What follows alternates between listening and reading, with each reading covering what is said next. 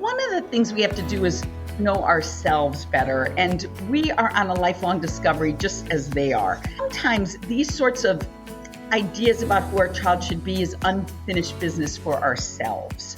Or things like, I went to college, I paid my way through college, I was the first one in my family. You're going to college too, because aren't you so lucky? As opposed to listening to what they're telling us about what they want to do. So sometimes it's our own stuff. And so we have to understand who we are, what's our unfinished business, what are the things that we expect them to be, because we have these expectations. Hello, everyone. Welcome to Bite Your Tongue, the podcast. I'm Denise. And I'm Kirsten, and we hope you will join us as we explore the ins and outs of building healthy relationships with our adult children. Together, we'll speak with experts, share heartfelt stories, and get timely advice addressing topics that matter most to you. Get ready to dive deep and learn to build and nurture deep connections with our adult children, and, of course, when to bite our tongues. So let's get started. Hello, everyone, and welcome to another episode of Bite Your Tongue, the podcast. I'm Denise, and I'm joined by my wonderful co-host, Kirsten Heckendorf. I want to pause and let you know that today's going to be a very, very special episode. First, we're thrilled to welcome back my original co-host, Ellen Braaten. She'll talk about her incredible new book, Bright Kids Who Couldn't Care Less. It's going to be a great conversation, and we'll dive in shortly. But before we do, I have some very personal news I want to share. After 4 amazing seasons with this podcast, I've been reflecting quite a bit on the journey we've taken. Over the years, we've explored so many topics, spoken with insightful guests, and shared tools to grow stronger relationships with our adult children. It's been such a rewarding experience. Starting with Ellen as a co-host, and Connie Gornt-Fisher, my sister, who dove in and learned everything there was to know about audio engineering. Connie and I have been through it for the long haul. As Ellen stopped to finish her book, Kirsten joined us as a co-host, and we had some wonderful guest hosts along the way. It's really been a blast. But after much thought, I feel like I want to take a pause. I truly believe that we've created a treasure trove of episodes that listeners can revisit and continue to learn and grow. As long as I keep the hosting platform running, those conversations, those interviews, those episodes will be there for all of you to enjoy. Now, I'll admit it's a bit emotional as I share this, because when I started this podcast, I never imagined it would take off like it has. To see it resonate with so many people is so humbling. To see listeners tuning in from nearly 2,000 cities across the U.S. and 53 countries, even as far away as Nicaragua, Vietnam, and even the Ukraine.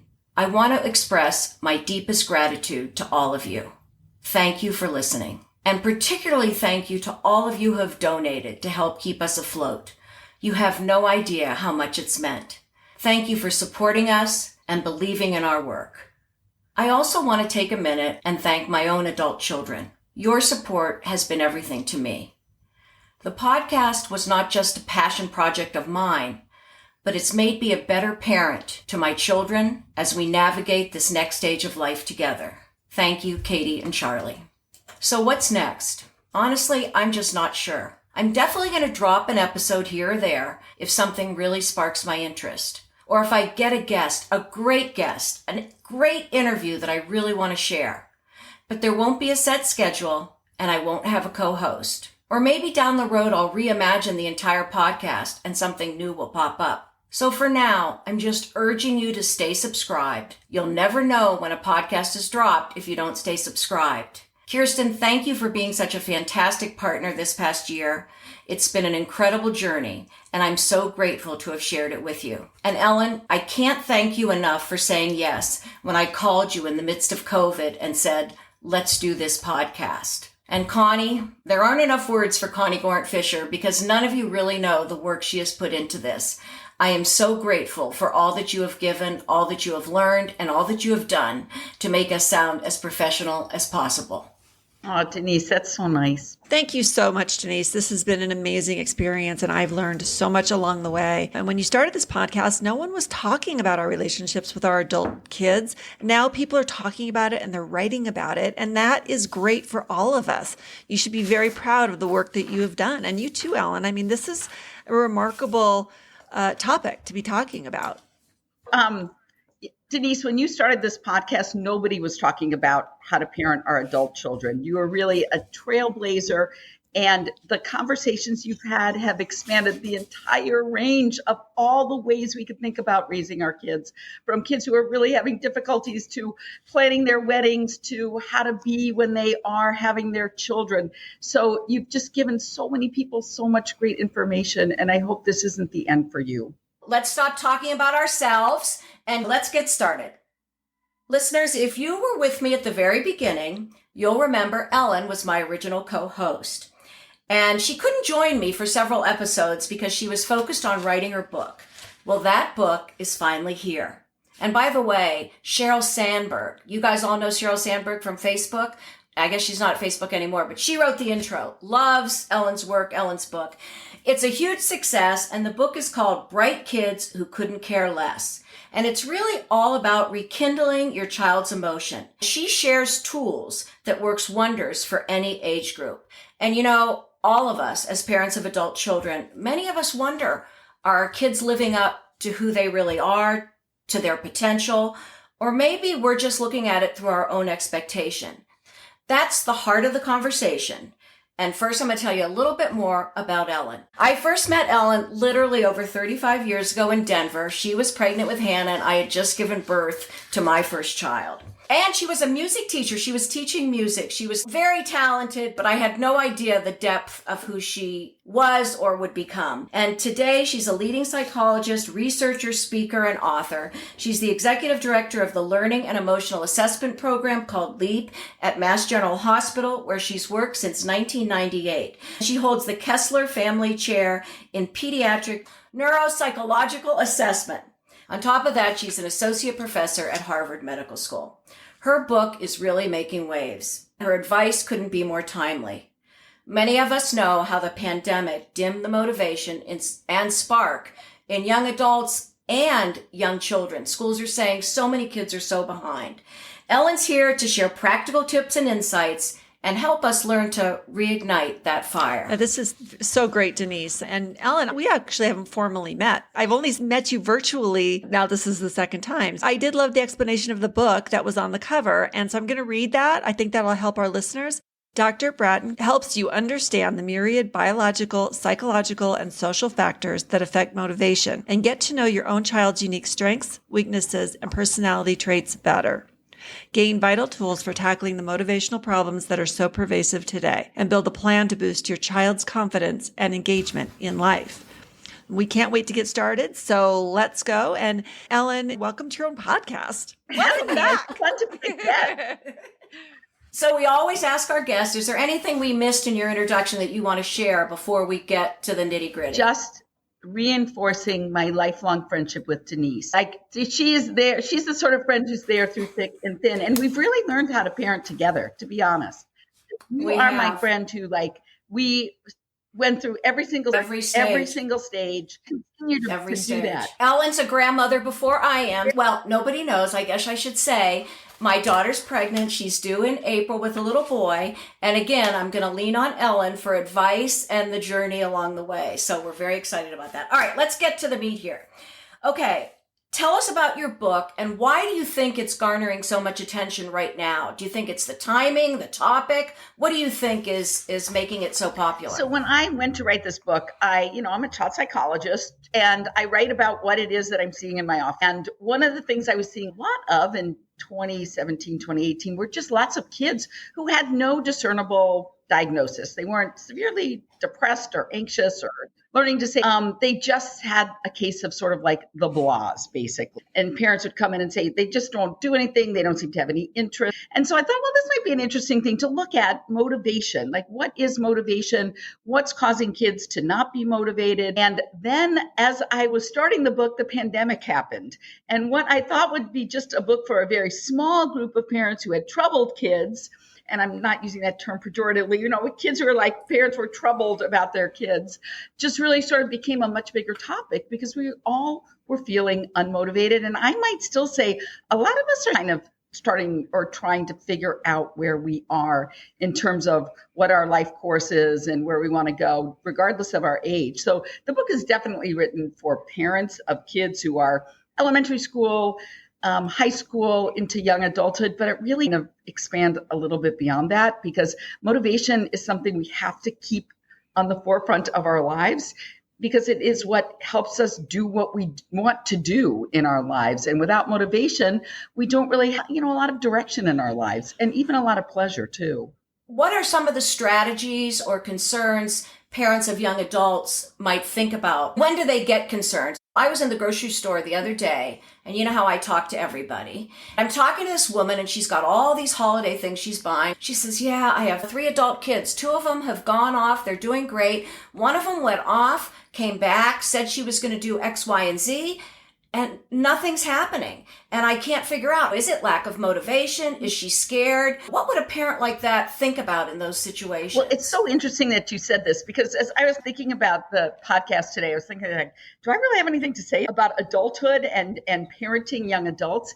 And the thing that popped in my mind is that the kids that we tend to have trouble with are the ones who don't seem to be as motivated as we'd like. So either now in the present, or I think as parents, we continue to have difficulties with the child who wasn't motivated early on in their life, in high school, in middle school. There's a lot of unfinished business. So first of all, parents need to think about and identify what does that actually mean that they're not going in the right direction.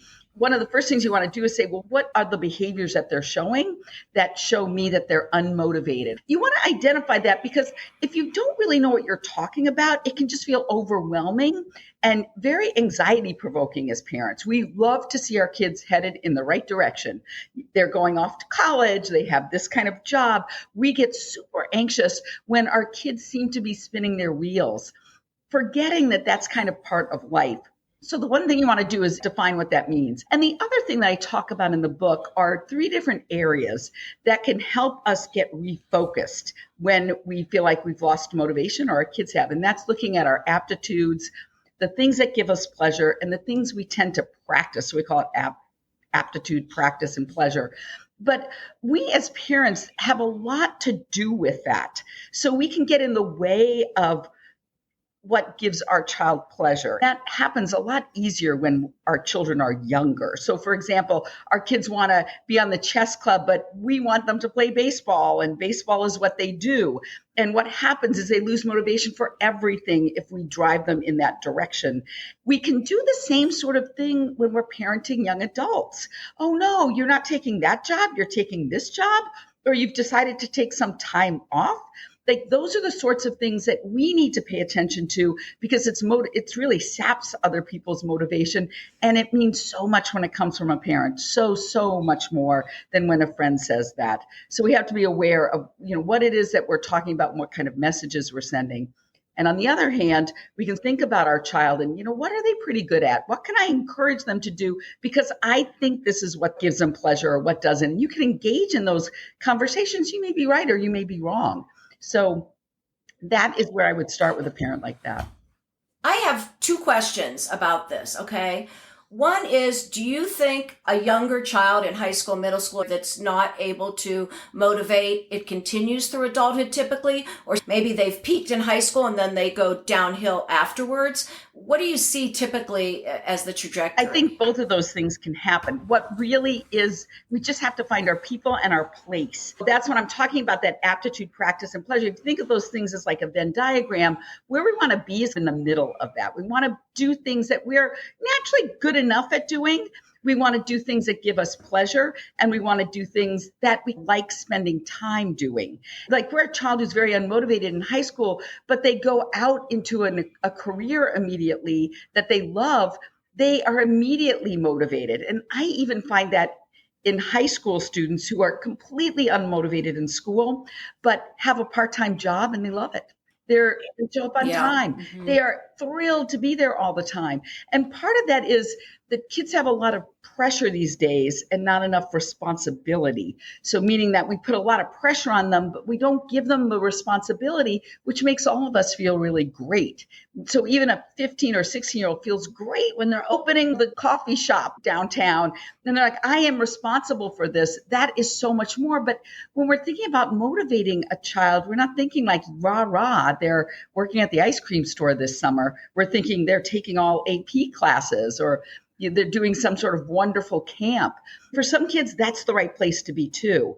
So I think back to your question, it really depends. And it really, really depends on being in the right place that fits you. What does unmotivated kid look like? Particularly, I'm thinking of some specifics here, when all of those things that we typically gauge, their grades, their social life, seem to be on track, seem to be fine. Are there other things besides the usual that parents should be looking at? Most kids do look pretty unmotivated, meaning they're spending lots of time on video games, on social media, unproductively. But there are those kids who don't really know, they're like rudderless. And so those kids who are okay socially or okay grade-wise, but don't really have a goal in mind, and they're not okay with that. For some kids, that's a little bit okay to sort of say, I live in the moment.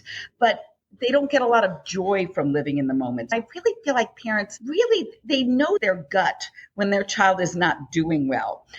What's hard for parents, you're thinking like, well, I've got plenty of friends. They seem to be okay, but I don't know what they're going on to do. Sometimes that is a problem with you and not with them. Meaning that we've got to sort through this. Everything, they're telling me everything's fine, but they're not doing what I want them to do. And that's when you can really discern whether or not, okay, no, wait a minute, there's a problem here that just isn't coming out the way it normally does, or this is a problem with me and my goals and expectations. We're going to get to more of that too. I think that's a really interesting point.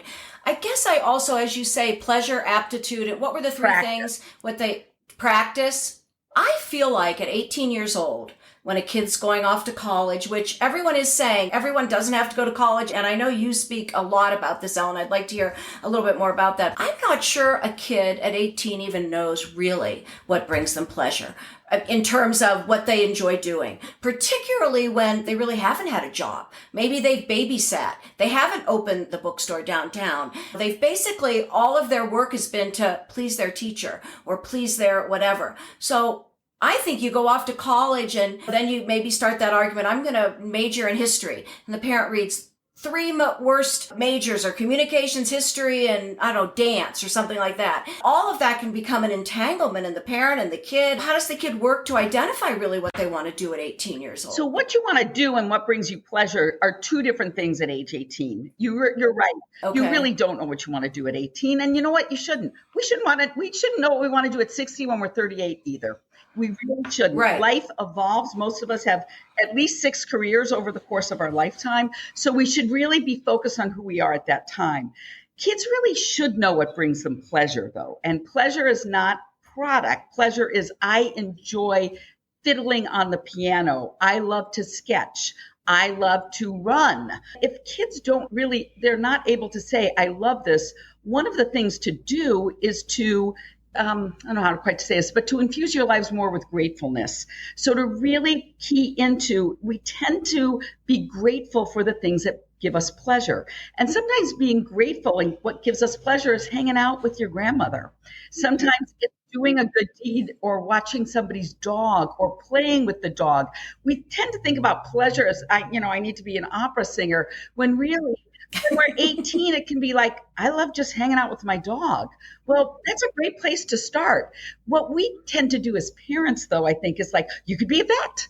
You could be a vet. Yeah. Oh, that's right. You love animals. You should be a vet. You're argumentative. You should be a lawyer. Exactly. We have to step back and just say, love playing with the dog. How could you get to spend more time with that? We just need to take these in incremental doses and then spend more time listening to them and watching them as opposed to giving them advice, which we all want to do. I mean, it's our nature as parents to want to do that. And it's so hard to step back. But you're right. A lot of kids aren't really good gauges of their own pleasure because we're not. Like, as parents, we don't give good examples of what it means to spend time doing things we just love to do. It could be cooking, it could be reading, it can be working even too. But they need to see us living lives that are more in line and in sync with what we love doing. And that's how they learn that. I think as mothers, we are oftentimes terrible at it. What's the thing that goes? It's the stuff we love doing. And it's hard for us to get back into it. But that's what's wonderful about this time in our lives is we can do some of that, and it's never too late for us to be that kind of example for our kids. You're absolutely right. When a parent of an adult kid notices some of the things you're saying, the lack of caring, the daughter that comes home had these great goals that she was going to do, but the mother said she hasn't done anything she came home intending to do. How do you start the conversation? I think one of the things to do is just say how you're feeling and what you're observing and stick with that. So to say, I'm going to tell you, I'm feeling anxious about this. You came home, you had all of these goals, and I'm feeling anxious because I don't know what's happening. Help me understand this. And keeping it away from, I can't believe you got home and all you've done is this and this. So starting the conversation with what's going on for you without catastrophizing it too, without saying, are you ever going to leave? Maybe the child has a perfectly great goal. You know what? I'm just hanging out till the first of the year because I'm not going to find a job before then. So I just want to enjoy myself. All right, great. That helps me now. I don't feel as anxious. What can you tell me about the beginning of the year then? What should I be looking for so that I don't get on your back about this? So again, it's a lot about me, what I'm feeling, and to even say things like, maybe I'm just overreacting here too. Help me understand this so I can handle my own fears. That's the best way to get into that. Sometimes kids are super eager to say, I don't know what's going on either. And I don't know what to do, Mom. And I don't know where to start. That's when you can start to say, well, what is it that you want to do? You can give them feedback. You know a lot about your child's aptitudes. You can remember when they were 5. So if they want to do some kind of total change in their career, and all of a sudden you're like, well, of course you'd like that. You loved writing when you were in middle school. And I can why you want to go back and get an MFA or something like that, or teach English out of the blue. Thousands of things this could be. You've got that insight and you can do the conversation in a way that you're putting out hypotheses about what you think without telling them this is who they are. Because nobody wants to be told who they are, even if you really know as a parent. Do you know what I mean? In a lot of ways, they don't change that much since. So, yeah. I'm in this track of, okay, how do we become more flexible when we're seeing this stuff kind of evolving? Well, I guess part of it's just biting your tongue, so to speak, right? Because it can be really painful for us. Where does flexibility come into this? One of the things we have to do is know ourselves better. And we are on a lifelong discovery just as they are. And sometimes these sorts of ideas about who our child should be is unfinished business for ourselves. Or things like, I went to college, I paid my way through college, I was the first one in my family, you're going to college too, because aren't you so lucky? As opposed to listening to what they're telling us about what they want to do after high school. So sometimes it's our own stuff like, oh, I always wanted to be a writer, so you can be that English major. And they're like, I don't want to be an English major. I want to study coding and just get a job. And so we have to understand who we are, what's our unfinished business, what are the things that we expect them to be, because we have these expectations like, you're so lucky. Why would you give up this chance? And all of those sorts of things that are about us. And actually, that's an opportunity for us at any age to be able to say, wait a minute, I've got unfinished business that it's not too late to do something about. I can take that writing class, learn that instrument, play golf, whatever it is that we wished we didn't do that we want to see our kids do, because we want that loop. You're a great example of that, Ellen. You do so many things, from writing to so many things to fulfill some of your dreams from earlier years. But when you brought this up, looking at yourself, you have a whole chapter on the importance of looking in the mirror and adjusting your parenting style. You also talk about expectations, and we've talked a little bit about that. But is there anything more? Because almost every episode we've done, they always say, look at yourself. We're always saying, why isn't the kid doing this? Why isn't the kid doing that? Before we step back and say, okay, what am I doing to contribute to this? Do my expectations have to change? Is there anything else you want to say on that? Well, one thing I could talk about is college, but even before I get there, all the people who have been on your podcast, I know it. A lot of it is really, that's the only thing we can change. We can't make our children be somebody other than who they want to be. And in fact, when we try to do that, it fails miserably. It's the worst. So that's why it's not because it's our fault, but because it's all we've got. One of the things I do talk a lot about in the book, and I don't know if this really applies as much to your listeners because their kids are a bit older, but I do feel like college is one of those areas where we put incredible expectations on kids to be this exact sort of 18, 19, and 20-year-old.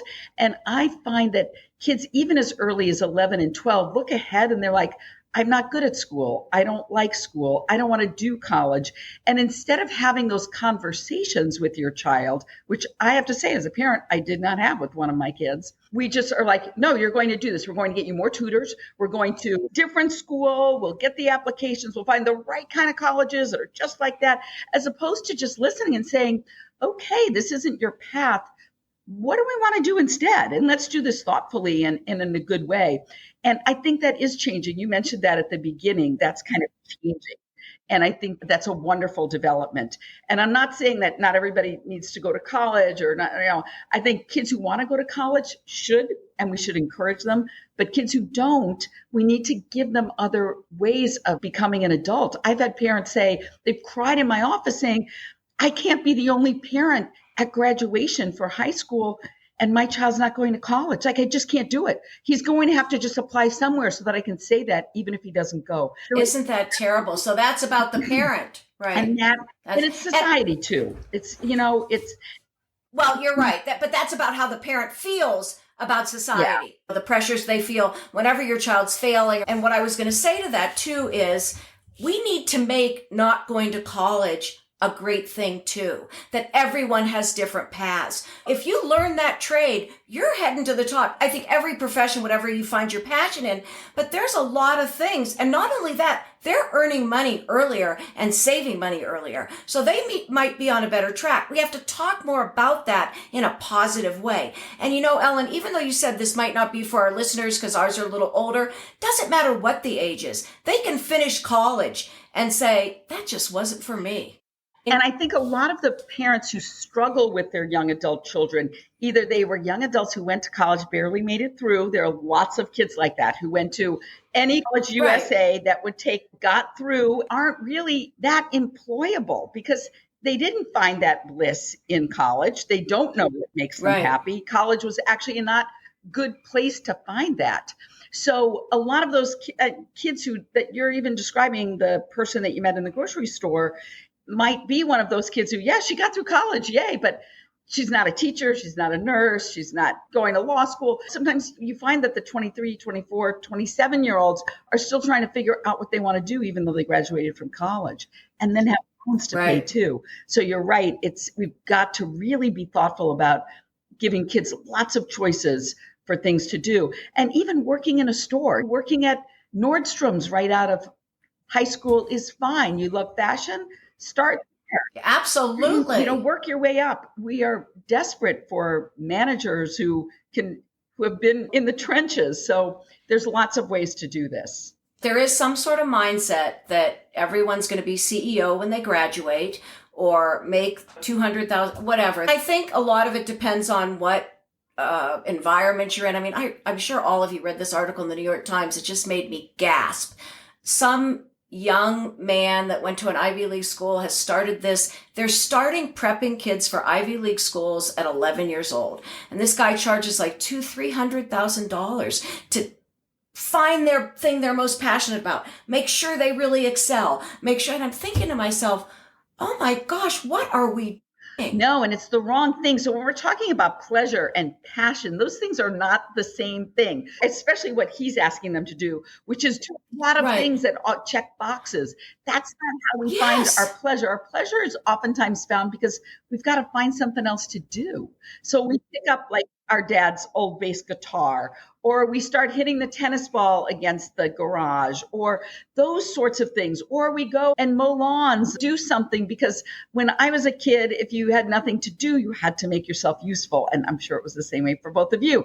We had to figure out, well, I'm going to do something useful. I might as well be something I can do and that I kind of like doing. And that was the start of finding that kids don't have those opportunities anymore, especially not if they're checking off all these boxes on someone's list. You said something earlier about we changed careers like 6 times. There's something in that little nugget there, because one of the things I also don't think young adults have right now is this idea that you can do anything you want to do.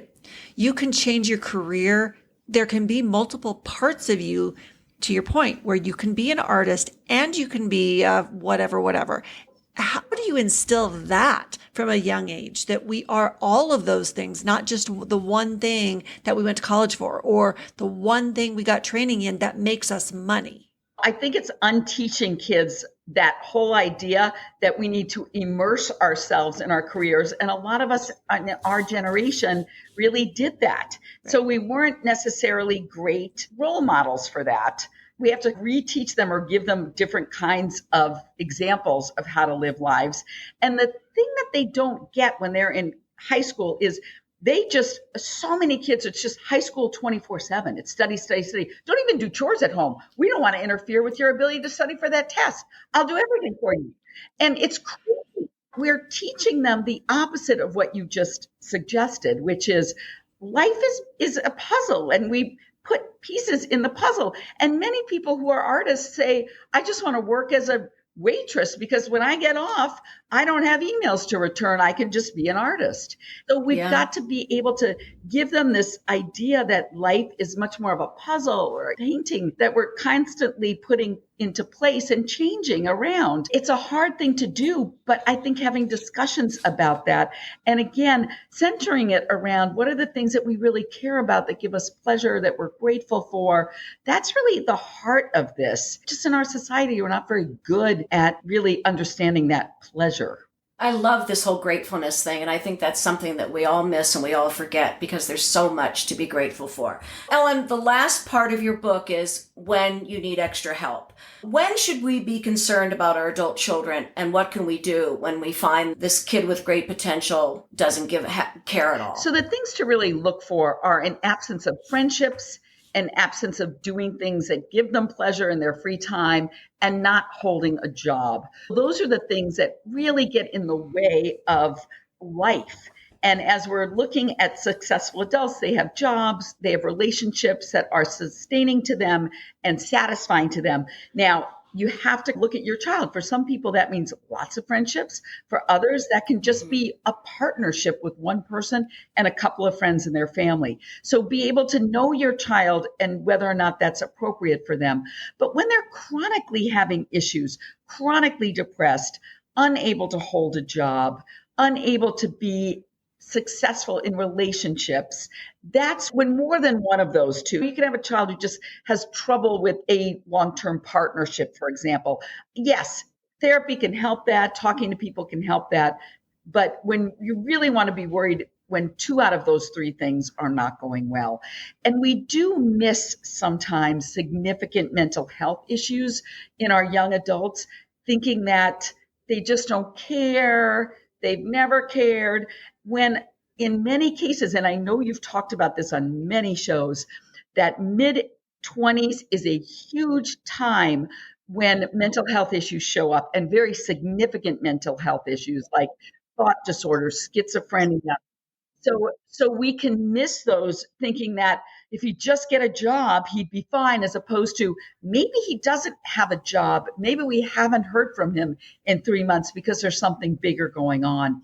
And consult a professional if you think that's what's happening, so that you can get some clarity on that. And you think the professional can help you learn to know what to say to them, because that's hard to approach a kid that's been completely thriving and all of a sudden they're in their early 20s and something shakes and you feel like they need some help, there's ways to approach it, and I'm sure ways not to. Yeah, I think the more information, the better, because the hardest thing when you've got a child who's not successfully negotiating adulthood, especially in those years, those 20s, which I think is such a hard age group. It's so hard. It's very easy to get caught up in that mindset that I'm going to limit set with this child. Again, I know you've had podcasts on this. I've listened to them. We also have to keep that in mind. It's not like there is a one size fits all. All of these things are important in terms of our toolbox as parents. So you want to make sure you get a lot of information about that. And I really do think that most good psychologists, psychiatrists could give you some good information about what you've seen if they have enough information from you about what the child has been like. So a child has done well, gone to an Ivy League school, and all of a sudden in mid-20s, they're online being radicalized with some cause. That's cause for concern. That's not a normal transition into adulthood, especially when it's not been part of their childhood at all. So right. Well, Ellen, this is hard for me to say, but we always ask our guests for 2 takeaways. I'd love you to offer 2 takeaways. This has been wonderful. Okay, so one of the things I was thinking about with this is we put so much guilt on ourselves as parents for not doing things right when they were little. We can do things pretty badly when they're older too. A mom can say something to a child like just something awful to them. I've heard lots of my friends say, my mother said on her deathbed this or that. And so it's good for us to keep in mind that parenting, and this is sort of the whole point of your podcast, but parenting isn't over. Like, we are still parenting. Like, we have a chance to correct all those things that we went, why did we do that? And we can say these things to our kids in a way that's so healing to them and to us too, because half the time it was worse on us than it was on them, to be honest. But that the things we're doing now are actually parenting them. They are not totally formed, and neither are we. And so we can really continue to learn to be great parents throughout our lives, no matter how we started, no matter what kind of ways we fumbled. So that's one thing. Just remember that. And the other thing is, get yourself a friend like Denise. Through thick and thin. And if you don't have a Denise in your life, go find one, because there are lots of parents out there who wish they had another parent who could be there and say, no, you didn't screw up. You did a good job and your kids are doing great and I love you and them too. And that's what everybody needs in their lives. Seriously, we all need support. This is a communal activity. We all do need support. You're right. I just loved what you said initially. We all thought 18, we were done. Get them into a good college, you're done. The impact we have, and again, we've said this in every episode, it's our longest relationship with these kids. It's our time to reflect on some of the things we may have not done great and making up for some of that, and most important, accept them for who they are. Thank you, Ellen. Thank you for having me. I've really enjoyed this, and I'm going to miss seeing you in this arena, at least for now. We'll see what happens. Ellen, thank you again so much for being with us today. It's always a great conversation. I really appreciate it. Yeah, we all do. Okay, guys, it's bittersweet saying goodbye this time. Again, we'll not be back on a regular schedule, and episodes may drop when I read something, find someone who we can talk to, and want to explore again. But as the founder of the podcast, I'm going to go it alone, and I'm going to do what I think is best for the listeners. But we can't thank you all enough for listening, supporting us, and coming on this journey with us. Finally, I want to thank Connie, Ellen, and Kirsten for taking this journey with me. You added so much and made it a lot more fun to do this on a regular basis. So thank you. Denise, you're welcome, and thank you so much for having me. And I think you really said it the best. And we are so grateful to all of the listeners and hope you have taken away some amazing nuggets to help you continue to develop healthy relationships with your adult children. These episodes aren't going anywhere, so please check back whenever you want. And still consider, if you have a great idea, send it to me at biteyourtonguepodcast@gmail.com. I still like to get your ideas and we'll decide what to do. Remember to stay subscribed, because we'll continue to have the podcast episodes up there live as long as I continue to pay for our hosting platform. Follow us on social media. I might be posting now and then. But I have to say, the greatest relief for me, to be honest with you, is not having to be on social media. It seems that it's altered our world, and we've seen that a lot through these interviews. Thank you again, listeners, and if you take anything away from the last 4 years, Remember, and we're all going to say this together, sometimes you just have to bite your tongue.